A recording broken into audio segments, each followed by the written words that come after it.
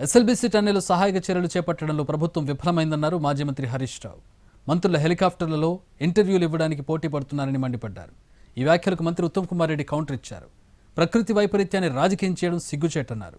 Srisailam power ప్రాజెక్టులో ఎంతమంది చనిపోయారు, కాళేశ్వరం నిర్మాణంలో ఎంతమంది చనిపోయారని మాట్లాడాల్సి వస్తుందని అయినా తాము మాట్లాడబోమన్నారు ఉత్తమ్.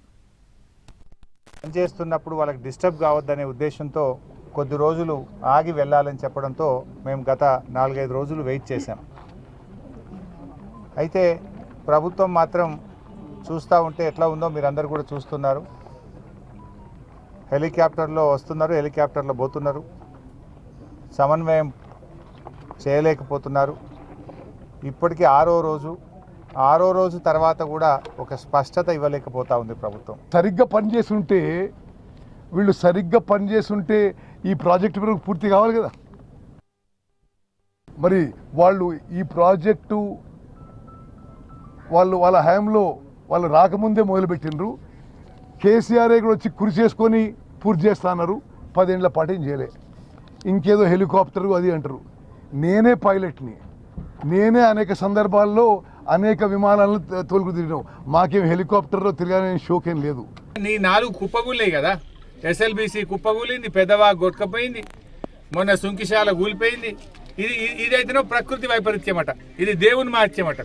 కాంగ్రెస్ గవర్నమెంట్లో కూలితేనేమో దేవుని మహత్యం, ప్రకృతి వైపరీత్యం.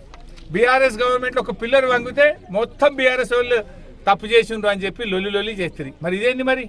అంటే మీకో నీతి, బీఆర్ఎస్కో నీతా? 1,00,000 కోట్లతో కాళేశ్వరం కడితే కూలిపోయింది.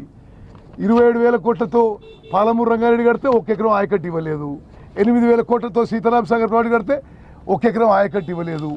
గతంలో ఉన్న దేవాదేవిలో పూర్తి చేయలేదు, ఎస్ఎల్బీసీ పూర్తి చేయలేదు, ప్రాణాయిత చేవెల్లో వదిలేసిండ్రు. పూర్తిగా ఇరిగేషన్ శాఖని, ఇరిగేషన్ ప్రాజెక్ట్ని సర్వనాశనం చేసిన ఘనత కేసీఆర్ నాయకులు, మరి కేసీఆర్, హరీష్ రావు, ఆ ఇరిగేషన్ మంత్రులు, మరి వాళ్ళ ఘనకార్యం అని చెప్పి నేను మనవి చేస్తాను. కుటుంబ సభ్యుల్ని మేము కలుద్దాం అనుకుంటే వాళ్ళను కూడా కలవనీయకుండా ఇలా కుటుంబ సభ్యుల నుంచి కూడా ఇక్కడ నుంచి పంపించి వేసి దాచిపెట్టిన పరిస్థితి కనబడతా ఉంది.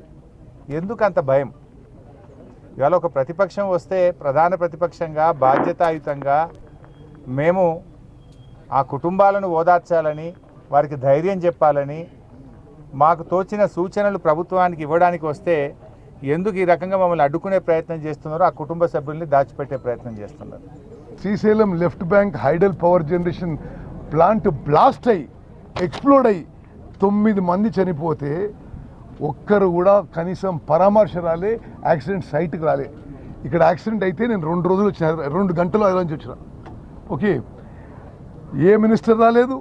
అదేవిధంగా ఆ రోజు శ్రీశైలం ఆ left bank power project explode అయితే ఆనాడు రేవంత్ రెడ్డి గారు అది ఆ యాక్సిడెంట్ సైట్ పోతుంటే దారిలో అరెస్ట్ చేసి పోలీస్ స్టేషన్లో పెట్టిండ్రు. వాళ్ళు ఏ విధంగా ప్రవర్తించిండ్రు, మేము ఏ విధంగా ప్రవర్తిస్తున్నాం.